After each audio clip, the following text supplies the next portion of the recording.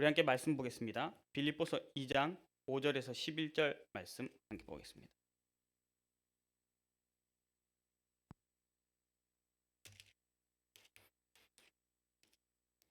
빌립보서 2장 5절에서 11절입니다.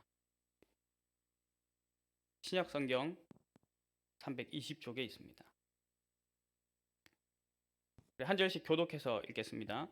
너희 안에 이 마음을 품으라. 곧 그리스도 예수의 마음이니 그는 근본 하나님의 본체시나 하나님과 동등됨을 취할 것으로 여기지 아니하시고 오히려 자기를 비워 종의 형체를 가지사 사람들과 같이 되셨고 사람의 모양으로 나타내사 자기를 낮추시고 죽기까지 복종하셨으니 곧 십자가에 죽으심이라. 이러므로 하나님이 그를 지극히 높여 모든 이름 위에 뛰어난 이름을 주사 하늘에 있는 자들과 땅에 있는 자들과 땅 아래에 있는 자들로 모든 무릎을 예수의 이름에 꿇게 하시고 같이 읽겠습니다. 모든 입으로 예수 그리스도를 주라 시인하여 하나님 아버지께 영광을 돌리게 하셨느니라. 아멘. 예, 이번 주간은 고난 주간입니다. 절대 언약 대신 예수 그리스도의 사역. 이번 주간은 고난 주간이고 다음 주간 부활 주일이죠. 그래서 예수 그리스도의 사역 첫 번째, 두 번째로 이렇게 나눠서 말씀을 받고요. 이번 주간은 예수님의 비하, 낮아지심에 대한 말씀을 받고 다음 주는 승귀, 높아지심에 대한 말씀을 받습니다. 고난 주간이 뭐냐 했을 때 예수님 생애의 마지막 한 주간이 있었습니다. 이때 많은 일들이 있었습니다. 예수님이 제자들과 함께 예루살렘 성에 입성하셨고요. 또 우리가 그 잘 아는 성만찬이 있었죠. 겟세마네 동산에 올라가서 땀과 피를 쏟으시며 기도하셨고요. 또 거기서 잡히셨습니다. 이 회당으로 끌려가셔서 십자가 고난을 당하시고 또 처형을 당하셨습니다. 이 한 주간 동안 그리스도께서 당하신 고난을 생각하면서 보내는 것이 고난 주간입니다. 그래서 모든 교회가 이 고난 주간을 지키고 있습니다. 그런데 어떤 기독교인들은 이 고난 주간에 이 고난을 기리면서 금식하고 또 이렇게 차분하게 침묵하고 그 마음을 담아서 애통해 하기도 하고요. 심지어는 예수님이 고난 당하신 주간이니까 나도 그 고난을 짊어지겠다 하면서 그때 예수님 당하셨던 고통을 막 재현하기도 합니다. 그 하나님이 과연 우리가 어떻게 고난 주간 보내기를 원하실까요? 우리의 기도는 항상 하나님의 소망을 찾는 것이죠. 종교인의 기도는 자기 소원 이뤄달라 하는 것이고요. 우리의 기도는 항상 하나님이 원하시는 게 뭔가 그거 찾는 것입니다. 하나님이 우리가 고난 주간을 어떻게 보내기를 원하실까? 하나님이 우리에게 이 고난 주간을 허락하신 이유가 무엇일까? 우리 그 같이 생각해 봐야겠습니다. 우리 그동안 주일 예배 말씀 통해서 믿음의 사람들을 만나왔죠. 그 믿음의 사람들 이렇게 말씀 받을 때마다 강조하신 내용이 하나 있습니다. 그게 뭐냐면요. 지금 보는 이 사람이 중요한 게 아니라 이 사람이 공통적으로 믿었던 하나님의 절대 언약을 붙잡아야 된다. 그 말씀을 주셨죠.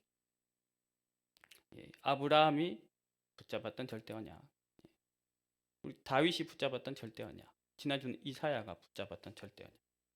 근데 오늘과 다음 주는 그 절대 언약의 주인공이 되시고 본체가 되시는 예수 그리스도의 사역을 살펴봅니다. 그 사역에는 완전한 낮아지심과 또 반대로 완전한 높아지심이 나타납니다.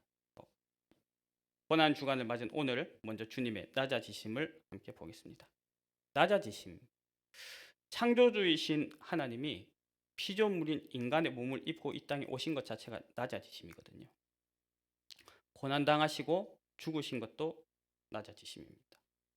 왜 낮아지셨는가? 성경에서만 그 이유를 말씀하고 있습니다. 사람은 하나님 형상대로 창조된 영적 존재입니다. 하나님은 영이시고요. 하나님은 우리에게 하나님 형상을 담아서 창조하셨습니다. 영적 존재로. 그 하나님은 자기 형상 닮은 사람에게 하나님을 대신해서 모든 만물을 다스리게 하셨죠. 그 모든 축복은 언제 이루어지냐면 영이신 하나님과 영적 존재인 우리가 소통할 때입니다. 함께 할 때. 그 함께함은 무엇으로 이루어지느냐? 언약의 약속으로 이루어집니다. 우리는 영적 존재이기 때문에요. 이 영적 축복이 꼭 필요합니다. 영적인 생명과 영적인 축복이 꼭 필요합니다. 모든 것입니다. 그런데 첫 인간인 아담과 하와가 하나님을 떠나면서 그 영이 죽게 되었습니다. 죄 가운데 빠졌고요. 사단의 종이 되었습니다.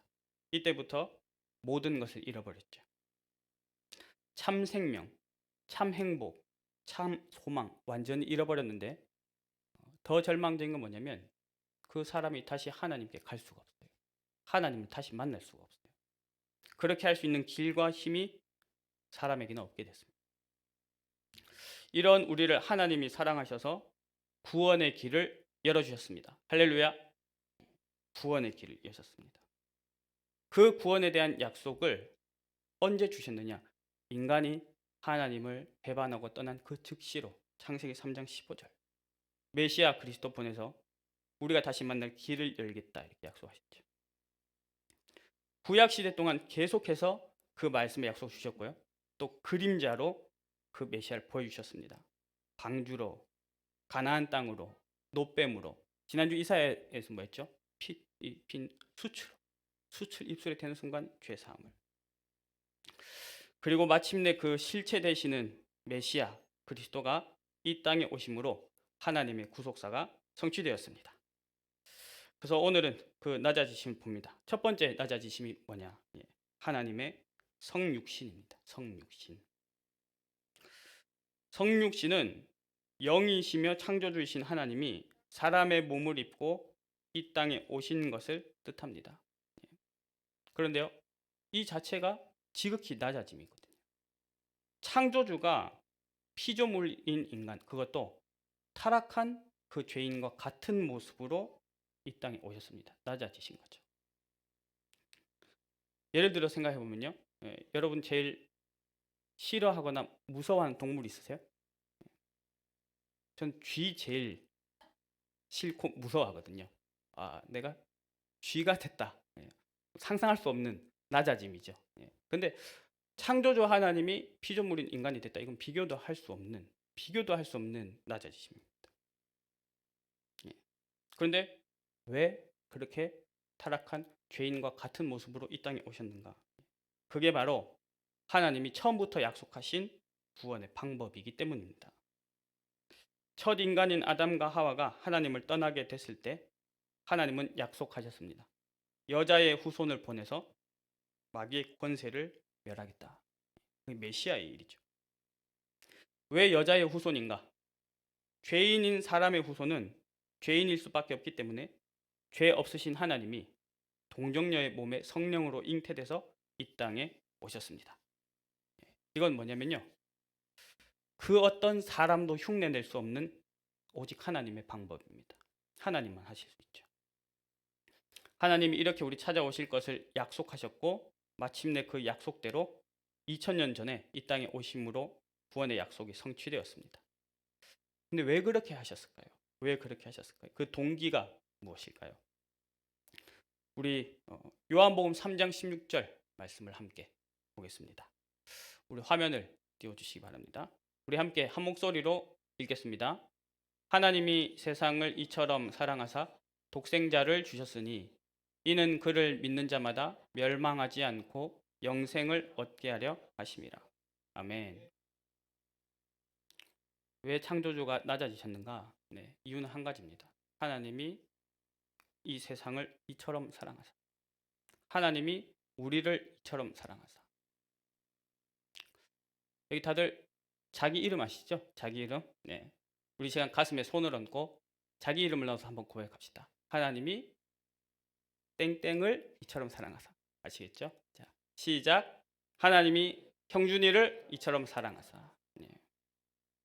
하나님이 원주를 이처럼 사랑하셔서 하나님이 이 민족을, 시국을, 237을 이처럼 사랑하셔서 독생자를 보내주셨습니다. 영원한 멸망에 버려두지 않고 영생을 주시려고 그렇게 하셨습니다. 이 메시아 그리스도로 오신 분이 예수님이 오셨다.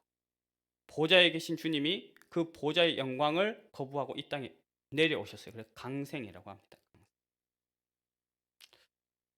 제 이름은 형준입니다. 형통할 형자, 준걸 준자. 해석하자면 형통한 남자죠. 예수님 이름에도 뜻이 있습니다. 마태복음 1장 21절.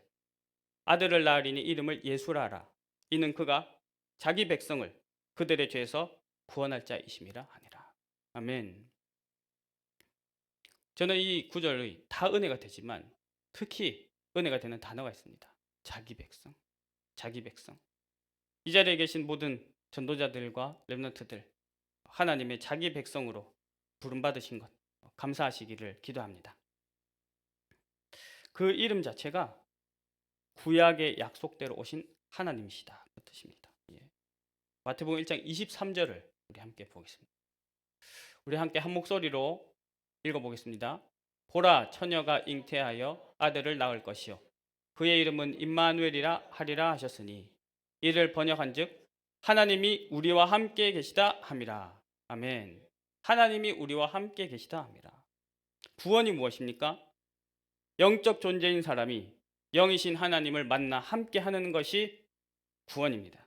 예수는 그 이름부터가 구원으로 우리를 찾아오신 거죠. 하나님이 우리와 함께 계시다. 그 이름부터 구원이신 예수가 우리와 함께 하심으로 우리를 향한 구원의 길이 열렸습니다. 이전에는요, 선지자들이 말씀 사역을 해가지고 그때그때 백성들이 하나님께 돌아서도록 하나님을 따라가도록 지도했는데요. 그리스도로 오신 예수님은 그 자신이 길이셔서 만나는 순간 하나님과 함께하게 되는 겁니다. 참 선지자다. 사람이 하나님을 만나고 찾고 구하고 노력하는 것을 보고 종교라고 합니다. 그런데 절대 하나님을 만날 수 없어요. 그런데 이미 영이 죽은 사람은 절대 하나님 알 수도 없고 만날 수도 없기 때문에 하나님이 우리를 찾아오셨습니다. 사랑하셔서 함께 하시려고요. 하나님이 길을 열어주셨습니다. 그래서 예수 그리스도는 종교가 아니고 복음입니다. 그리스도는 종교가 아니고 복음이고요. 예수는 종교가 아니고 생명입니다. 두 번째로 그리스도의 십자가 고난이 또한 낮아지심의 사역입니다. 그 예수님이 이 땅에 오셔서 3년간 사역을 하시고 후에 고난 당하시고 십자가를 지셨습니다. 왜 죄 없으신 하나님이 낮아지셔서 인간에게, 그것도 자신이 구원하고자 하신 인간에게 수치와 고난을 당하셨을까요? 그 고난 또한 구약에 예언된 말씀을 그대로 이루신 것입니다. 구약에 예언된 그 말씀 그대로 고난을 당하셨어요. 우리 2주 전에 욥에 대한 말씀을 들을 때 이 땅에서 지옥의 고통을 경험한 사람이 2명 있다 그랬죠. 현생에서 지옥의 고통을 경험한 사람, 그게 욥과 예수님이었습니다. 마태복음 27장 46절을 같이 보겠습니다. 제가 읽어드리겠습니다. 십자가에서 예수님이 하신 말씀인데요. 제9시쯤에 예수께서 크게 소리질러 이르시되 엘리 엘리 라마 사박다니 하시니 이는 곧 나의 하나님 나의 하나님 어찌하여 나를 버리셨나이까 하는 뜻이라. 예수님이 십자가 고난 당하실 때 그 하나님의 능력으로 고통을 없이 하지 않으셨어요. 참 사람으로서 그 고통을 그대로 받으셨습니다. 그래서 고백하셨죠.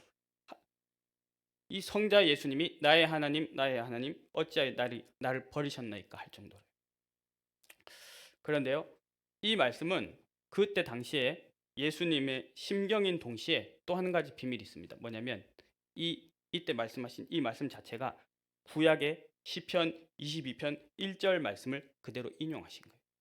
시편 22편 1절 말씀. 시편 22편 1절이 뭐냐? 내 하나님이여 내 하나님이여 어찌 나를 버리셨나이까? 어찌 나를 멀리하여 돕지 아니하시오며 내 신음소리를 듣지 아니하시나이까? 시편 22편의 그 내용이 뭔지가 중요하겠죠. 시편 22편을 다윗이 썼는데요. 이 내용은 구약시대 다윗이 성령의 감동을 받아서 장차 오실 메시아가 당할 고난을 미리 예언한 것입니다. 그러니까 예수님은요, 그 육신이 찢겨져 가는 고통 속에서도 뭘 선포하셨냐면요, 시편 22편과 구약에 예언된 그 메시아 그리스도의 언약이 지금 성취되기 시작한다라고 선포하신 것이지. 왜 그렇게 하셨을까요? 모든 인간은 하나님을 떠난 이후에 수고하고 무거운 짐을 지고 살아갑니다. 사도행전 10장 38절에 보면 사람들이 마귀에게 눌린 채로 살아간다. 그런데 예수님이 오셔서 십자가 고난 지심으로 우리의 그 모든 죄 짐을 대신 지신 겁니다. 그래서요, 세례 요한은 예수님을 처음 만났을 때 이렇게 고백했죠. 요한복음 1장 29절에 보라, 세상 죄를 지고 가는 하나님의 어린 양이로다. 그래서 이 그리스도를 믿을 때 그 십자가 고난의 결과로 우리에게는 평안과 치유가 임합니다. 우리 이사야 53장 5절에서 6절 말씀을 우리 함께 보겠습니다. 이사야 53장 5절에서 6절. 우리 함께 한 목소리로 읽겠습니다. 그가 찔림은 우리의 허물 때문이요 그가 상함은 우리의 죄악 때문이라. 그가 징계를 받음으로 우리는 평화를 누리고 그가 채찍에 맞음으로 우리는 나음을 받았도다. 우리는 다 양 같아서 그릇 행하여 각기 제 길로 갔거늘 여호와께서는 우리 모두의 죄악을 그에게 담당시키셨도다. 아멘. 우리의 허물과 죄악 때문에 예수님이 대신 고난을 당하셨습니다. 그가 징계를 받음으로. 예수님 당시에 십자가 형벌은요, 그 당시에 가장 극악무도한 범죄자에게 내리는 처형 방식이었어요. 근데 중요한 것은요, 그 예수님이 그 고난을 당하셨는데 그 예수님의 고난과 고통으로 우리는 어떻게 됐냐는 거죠. 우리는 어떻게 됐을까요? 이걸 오해해서 사람들은 고난 주간에 예수님의 고난을 자기가 같이 경험해 보겠답니다. 대신 짊어지겠다고 합니다. 함께 하겠다고 합니다. 하나님 원하시는 건 그게 아니죠. 그가 징계를 받음으로 우리는 평화를 누리고 그가 채찍에 맞음으로 우리는 나음을 받았도다. 할렐루야. 모든 죄짐을 주님이 대신 지셨음을 믿고 평안과 치유를 누리시기를 축원합니다. 고난 주간은 주님이 느끼신 고난과 고통을 다시 끄집어내서 나도 느끼고 함께 짊어지고 자책하고 슬퍼하라고 주신 절기가 아니고, 우리는 주님의 사역을 함께하거나 나눌 수 있는 존재가 아니거든요. 그럼 고난 주간은 왜 주셨느냐? 십자가에서 모든 죄짐과 고통을 완전히 영원히 끝내셨음을 믿고 누리는 것입니다. 그래서 예수 그리스도는 우리의 큰 대제사장이 되십니다. 우리 욥기 말씀 같이 받을 때 욥기 19장 25절에서 욥도 고백했죠. 내가 알기에는 나의 대속자가 살아계시니. 욥이 아브라함과 같은 시대 사람 아니었습니까? 그 사람이 수천 년 후에 오실 예수님 그리스도를 자기 대속자로 이렇게 보고 믿었습니다.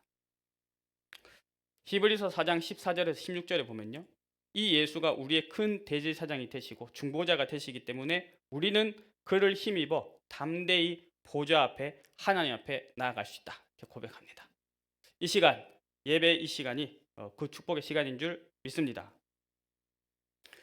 세 번째로 그리스도의 사역 중 낮아지심의 마지막은 그의 죽으심입니다. 이 죽으심 또한 구약에 예언된 말씀 그대로 이루어진 것입니다.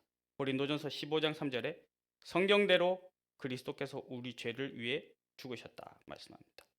왜 그렇게 하셨을까요? 그 동기는 무엇일까요?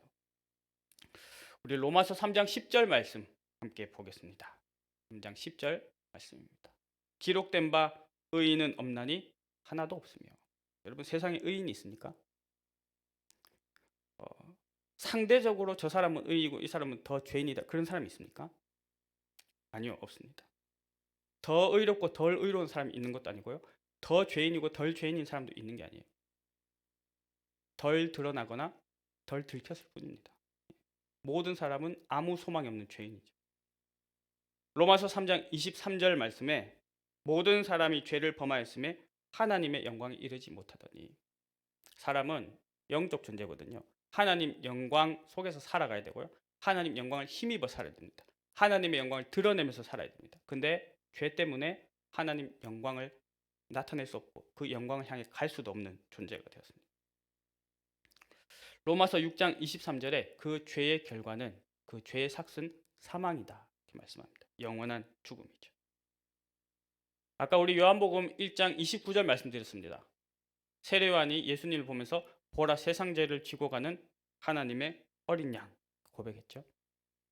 구약 시대에는 하나님의 백성들이 죄를 범할 때마다 하나님 앞에 제사를 드렸습니다. 백성들이 양이나 염소나 소 같은, 좀 가난한 사람들은 새 같은 짐승을 바치면 제사장들은 이 백성이 지은 죄를 그 짐승들에게 전가했어요. 전가를. 책임 전가 이런 말 많이 하죠. 떠넘기는 거죠. 백성의 죄를 짐승에게 떠넘긴 후에 그 죄값대로 죽어야 되니까 짐승의 목을 쳐서 죽인 것입니다. 대속은 뭐냐면 단순한 사죄나 용서가 아니고요. 값을 대신 치러서 용서해 주는 걸 보고 대속이라 하거든요. 구약시대 짐승의 대속은 일회적이고 임시적인 것이었습니다. 그래서 죄를 지을 때마다 반복해야 했죠. 그리스도의 십자가 대속은 완전하고 영원한 것입니다. 그리고요, 이게 다가 아니고요. 동시에 그리스도의 대속에는 죄와 사망 권세를 잡고 있던 사단의 권세를 완전히 무너뜨리신 승리와 해방이 담겨 있습니다. 히브리서 9장 12절에 보면 염소와 송아지의 피로 하지 아니하고 오직 자기의 피로 영원한 속죄를 이루사 단번에 성소에 들어가셨다. 그 결과가 뭐냐면 히브리서 2장 14절에서 15절입니다. 우리 함께 보겠습니다. 히브리서 2장 14절에서 15절. 우리 두 절 말씀을 같이 한 목소리로 읽겠습니다. 자녀들은 혈과 육에 속하였음에 그도 또한 같은 모양으로 혈과 육을 함께 지니심은 죽음을 통하여 죽음의 세력을 잡은 자 곧 마귀를 멸하시며 또 죽기를 무서워함으로 한평생 매어 종노릇하는 모든 자들을 놓아주려 하심이니. 아멘. 그리스도의 죽음은 단순한 희생의 죽음으로 끝나는 것이 아니고요. 죄의 권세, 사망 권세, 지옥 권세를 물리치심으로 사단의 종노릇하고 있던 우리를 완전히 해방시키신 것입니다. 그 승리의 증거가 뭐냐면 우리가 다음 주에 살펴볼 부활이죠. 예. 죽고 끝나면 안 돼요. 외람되지만 제가 여기서 제가 여러분들의 죄값을 대신 치르고 하나님 앞에 가겠습니다 하고 죽으면 그거 헛수고예요. 아무 의미가 없죠. 예수님은요, 참 사람으로 오셔서 사람의 죄값을 대신 치르시고 참 하나님으로 오셔서 죄의 권세를 이기고 부활하셨습니다. 그래서 예수 그리스도는 만왕의 왕이십니다. 선지자, 제사장, 왕, 구약 시대에 임명할 때 그 머리에 기름을 부었던 세 가지 직분입니다. 그리고 그리스도는 기름 부음 받은 자입니다. 인간 삼중직은 임시적이고 한계가 많았죠. 그 인간의 삼중직을 넘어서 완전하고 영원한 삼중직의 일을 하셨습니다. 예수님의 낮아지심 속에 이 삼중직의 완전한 사역이 담겨 있습니다. 자, 오늘 말씀을 맺겠습니다. 서론에 처음 말씀드렸던 것처럼 우리의 고난 주간을 어떻게 보내야 될까요? 창조주이신 하나님이 우리를 구원하시려고 사람의 몸을 입고 이 땅에 오셨습니다. 낮아지셨죠. 우리를 대신하여서 고난과 죽임을 당하셨습니다. 낮아지셨죠. 그런데 그 결과로 우리에게는 영생과 평안과 기쁨이 주어졌습니다. 할렐루야.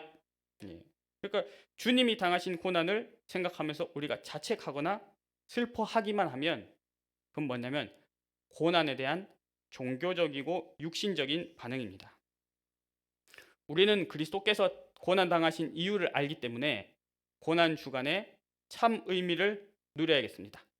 우리 옆 사람 한번 축복합시다. 고난 주간에 참 의미를 누립시다. 그럼 참 의미는 뭘까요? 자, 첫째로요. 주님이 낮아지셔야 할 만큼 무너진 인간의 실태, 다른 말로 하면 하나님 만나기 전 우리의 과거를 영적인 눈으로 봐야 돼요. 이걸 봐야 됩니다. 이 상태를 봐야 그리스도가 필요하구나. 이 상태를 봐야 난 하나님을 만나야 되는구나. 이거 알 수가 있는 거죠.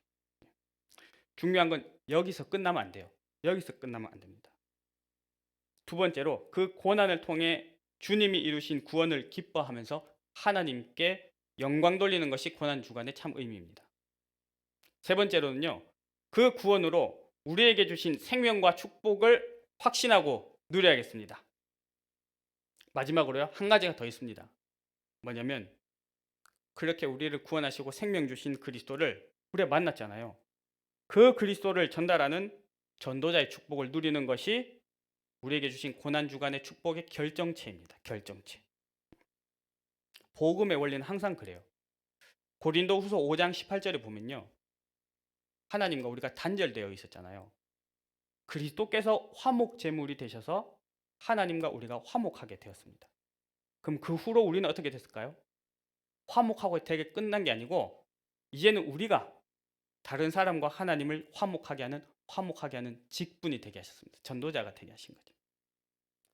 베드로전서 2장 9절에 보면요, 우리를 택하신 족속, 왕 같은 제사장, 거룩한 나라, 그의 소유가 된 백성으로 불러주셨죠. 그 우리 혼자 은혜 받고 끝나는 게 아니고 이제는 그 빛을 전달하는, 선포하는 전도자로 삼아 주셨습니다. 이게 복음의 당연한 원리입니다. 요한복음 7장 38절에 보면요, 나를 믿는 자는 성경의 이름과 같이 그 배에서 생수의 강이 흘러나오리라 했습니다.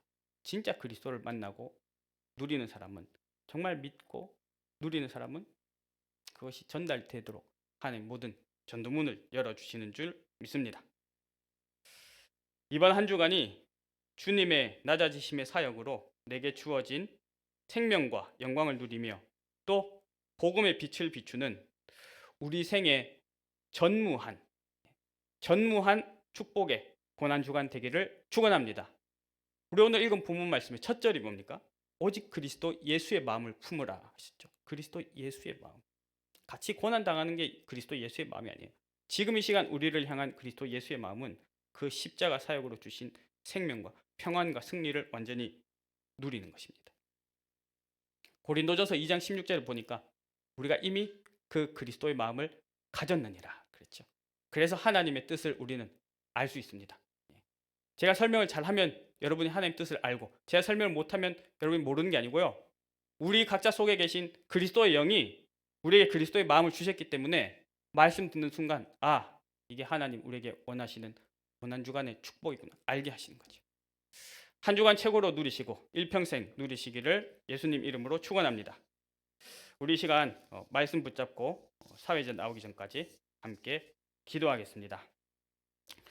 하나님 아버지, 은혜 감사합니다. 고난 주간을 맞아서 절대 언약 되신 예수 그리스도의 사역 말씀을 받았습니다.